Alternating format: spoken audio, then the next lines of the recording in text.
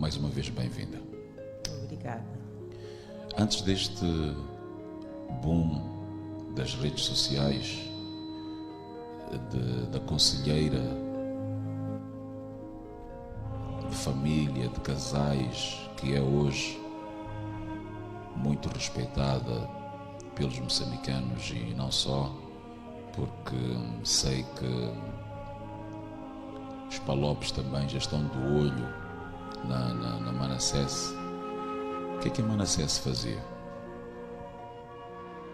Bom, eu, sou muito aventureira, não é? Já fiz muitas coisas, já fui cabeleireira, ou melhor, vou começar da minha infância, né?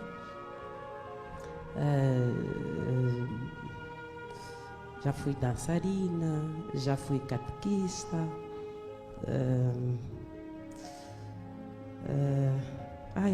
são muitas coisas que eu acho que terias que me perguntar mesmo direcionando para poder descrever, porque é muita coisa que não sei se num espaço como este eu poderia descrever, mas dizer que a minha vida não é assim, não foi feita de momentos muito tristes, não. Eu tive uma boa infância, não é? Criada com pai e mãe, rodeada de irmãos. Sou praticamente a quarta filha dos meus pais, sendo a primeira menina. E sendo a primeira menina, posso assim dizer que fui cobaia dos meus pais, não é? Porque há sempre alguma coisa nova, é sempre um desafio para os pais poderem educar um filho primogênito. Estou a falar da questão de sexo mesmo. E como menina, pronto, cedo tive que começar também a cuidar dos meus irmãos, ajudar a minha mãe a fazer os domésticos. E a minha mãe sempre foi uma mulher muito dura, difícil. Infelizmente ou felizmente, não sei, mas não fui assim muito amiga dela. Quero acreditar que era por ser a primeira menina mesmo, não é? E isso, por muito tempo eu fui me questionando, mas percebi quando eu me tornei mãe também. Hoje a minha filha, né? A Letícia vai fazer 16 anos e também tenho assim um bocadinho de receio, aquela abertura, não é?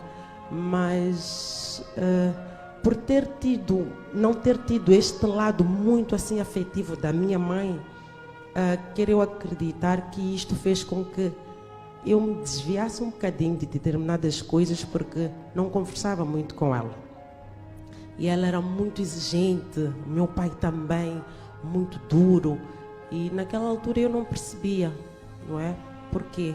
E como qualquer adolescente, fui malandra, muito malandra. Eu me recordo que a fase de pico da minha malandrice, posso assim dizer, foi quando, por aí, 13 anos, 13, 14 anos, 15 anos, e foi na altura que eu praticamente me perdi. Me perdi porque é adolescência, é a fase de descobrimento. E como eu não conversava com ninguém, eu aprendi as coisas da forma mais errada possível. E a minha mãe sempre dura. Mas eu hoje percebo que ela foi dura porque provavelmente ela também não teve, não é, esse lado afetivo. Hoje eu percebo que ela não deu porque ela não tinha o que dar naquele momento. Tudo bem que eu fui muito apegada à minha avó materna, não é? E ela sempre esteve lá, que Deus já tenha, a avó Serafina, sempre esteve lá, mas o lado da minha mãe sempre foi um bocadinho assim, com meio defeito. E não só, porque eu cresci com mãe e madrasta, não é? Então cresci no meio de duas mulheres.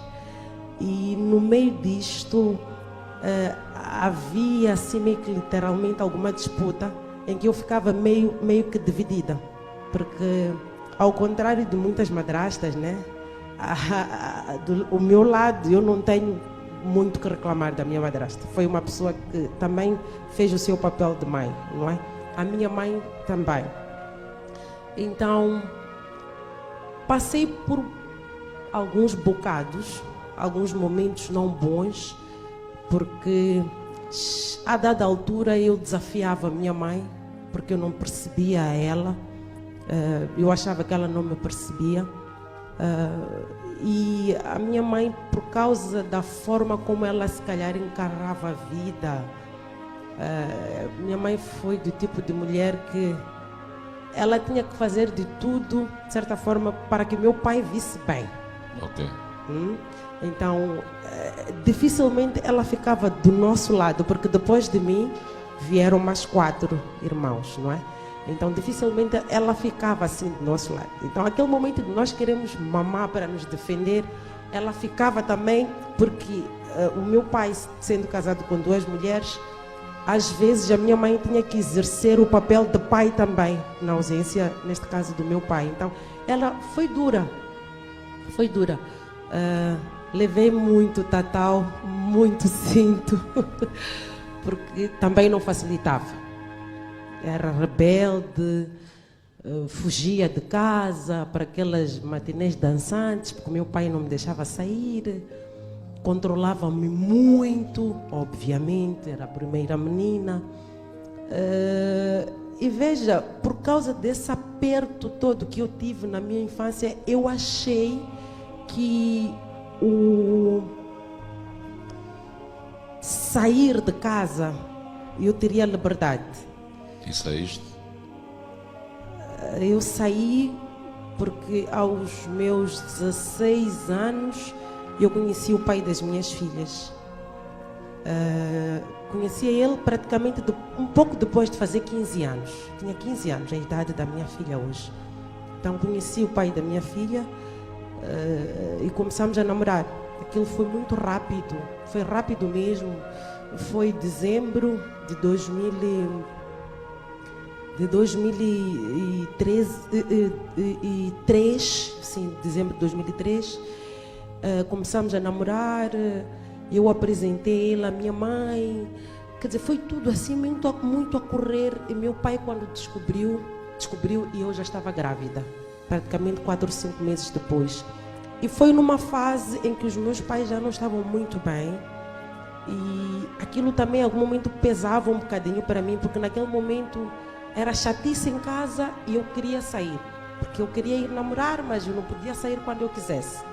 Quando dei por mim, eu estava grávida.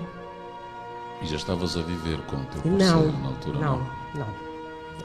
Não estava a viver, não. Foi quando os meus pais souberam que eu estava grávida. Meu pai pediu que a minha mãe fosse comigo ao hospital, porque meu pai ficou muito revoltado, porque a primeira filha, ele havia depositado muita coisa em mim. Ele tinha muitos sonhos. Sim, muitos sonhos, sim. Então, viu a menina dele grávida, 16 anos. O mundo para o meu pai desmoronou. Meu pai acabou perdendo a cabeça, de certa forma, expulsou-me de casa. Com 16 anos? Sim, com 16 anos. E com 16 anos eu fui viver com o pai das minhas filhas. Ele também, na altura, nós tínhamos diferença de 16 anos. Ele, na altura, estava a começar também a vida por aí, estável. E, bom, tive que sair de casa. Meu pai não queria saber de mim. Foi uma boa experiência? Foi uma boa experiência, porque eu acho, Mano Faf, que para tudo aquilo que nós vamos fazer existe uma consequência. E não foi por falta de aviso, por parte do meu pai, principalmente. Não é? Porque ele sempre foi um pai muito exigente, mas muito presente. Um paizão mesmo. Yeah. E, bom, eu quero acreditar que em algum momento eu acabei encarnando nos problemas dos meus pais. Quando falas do teu pai, ficas emocionada? Sim, mas por quê? Porque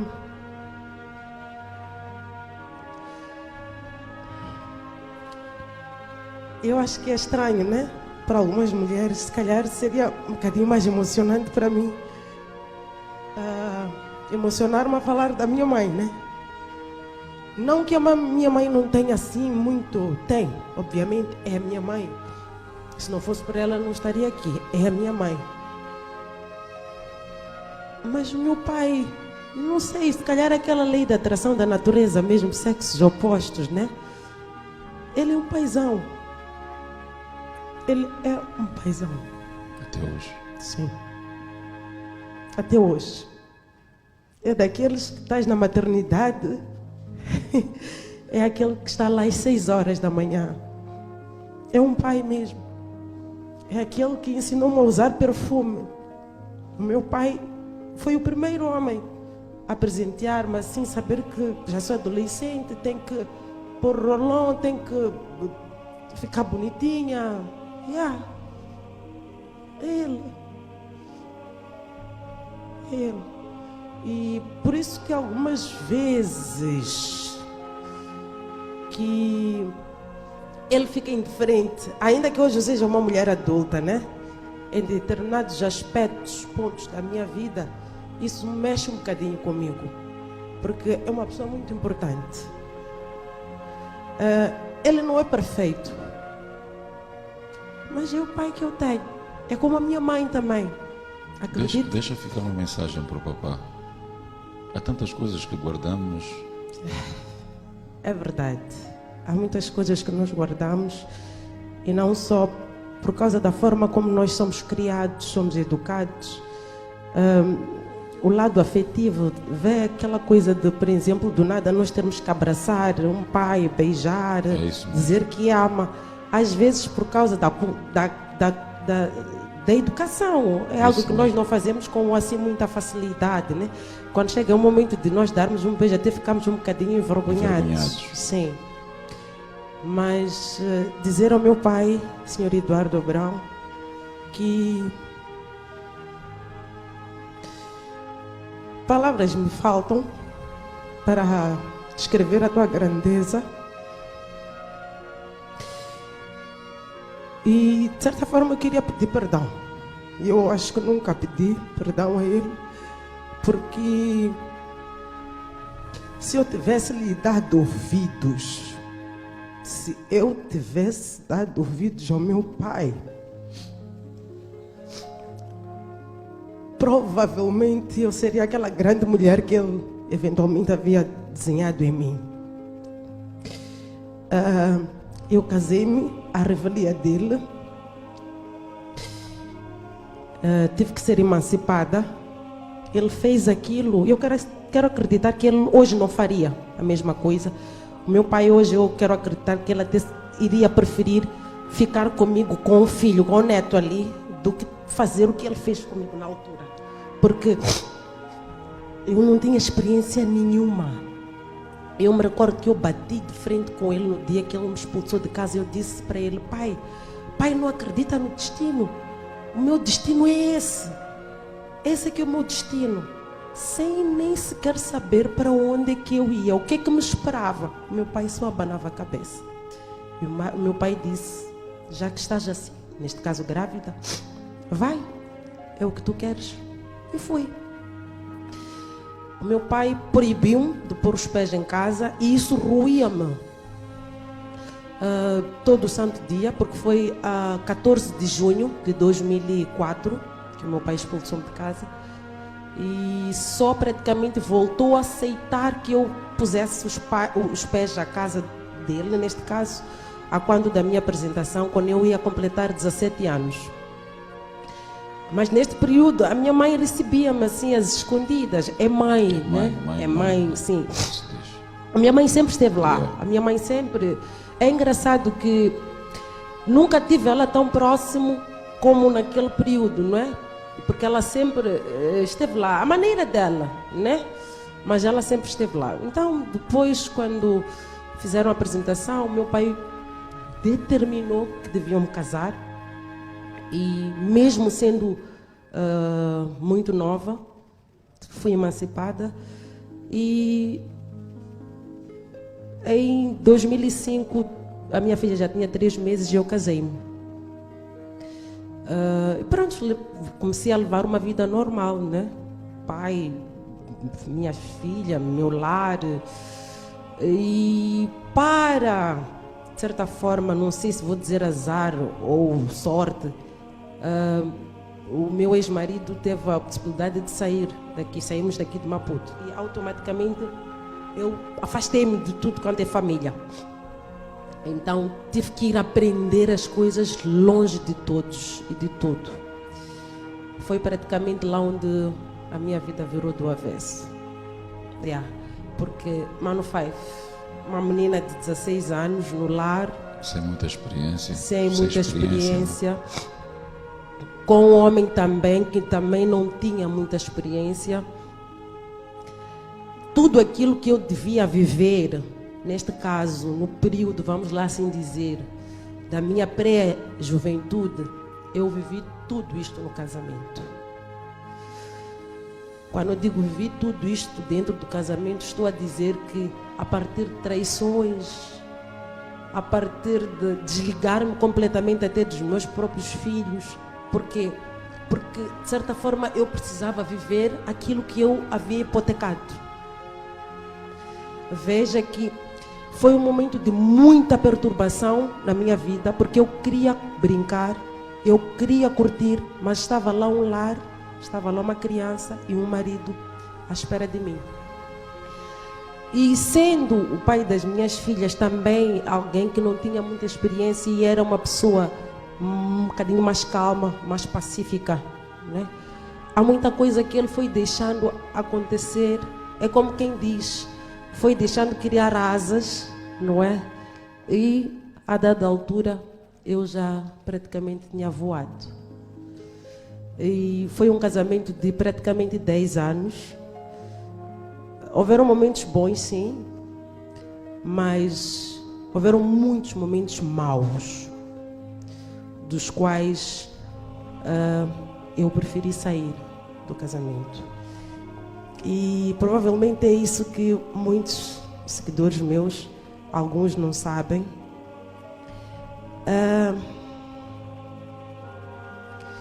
Eu fiz algo que eu não sei se a maior parte das mulheres que sabem, algumas não sabem, algumas julgam, mas quando eu decidi sair do meu primeiro casamento, eu saí com a roupa do corpo e eu deixei as minhas 2 filhas. Na altura, a Melanie, quero acreditar que estava por aí com 6 anos.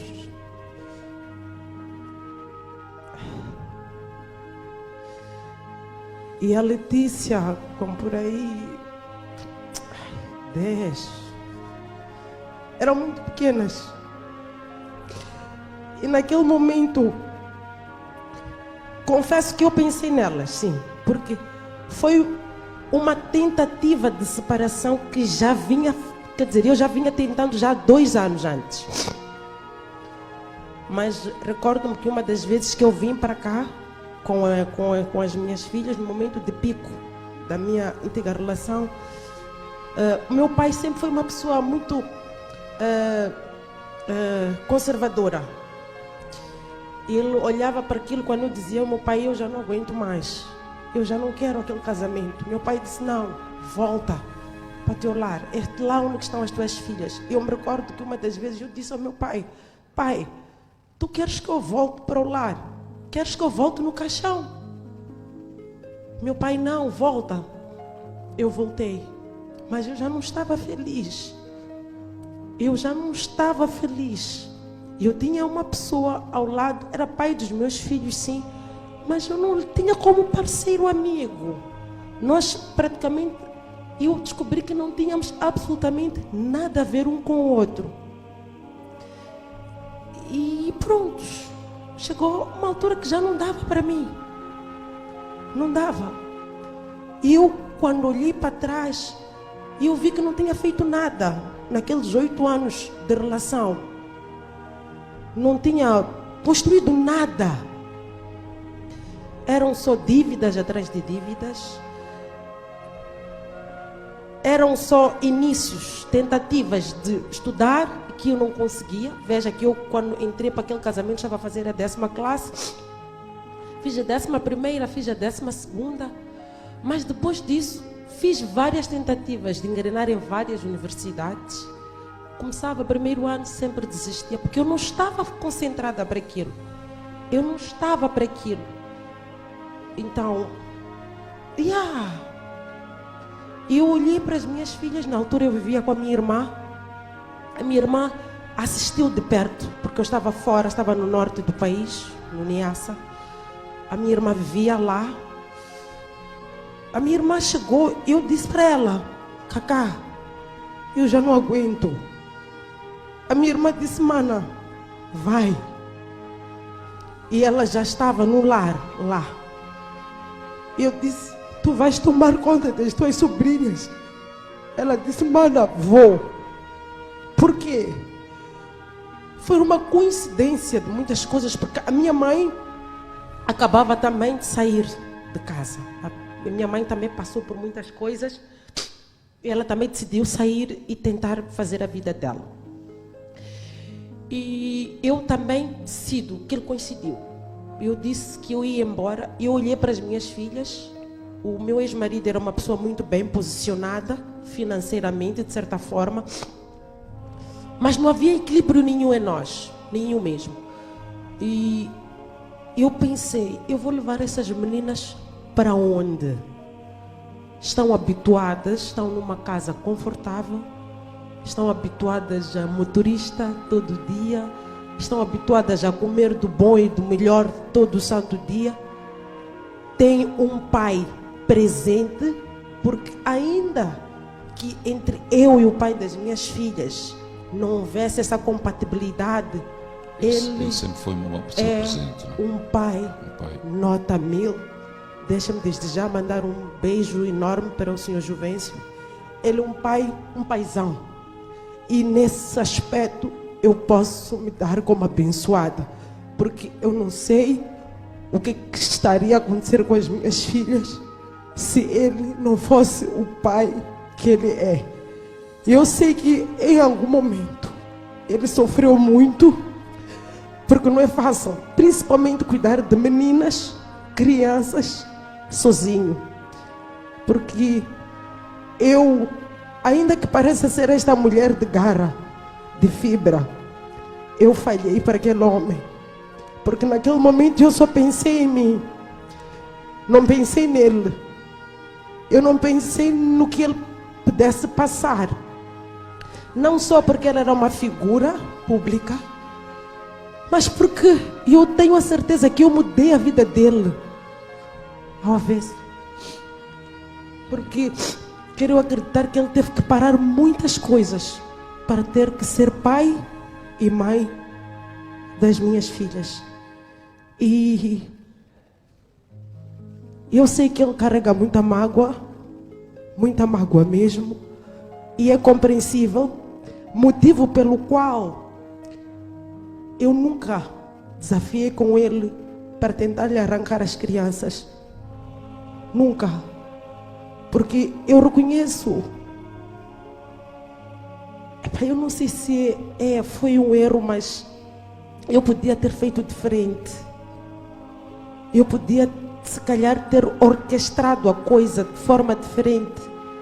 Principalmente por ter meninas comigo. E na altura eu dizia para ele que eu não tinha como levar as meninas, que a melhor pessoa para cuidar das crianças era ele. Porque ainda havia muita coisa na minha cabeça, Mano Five.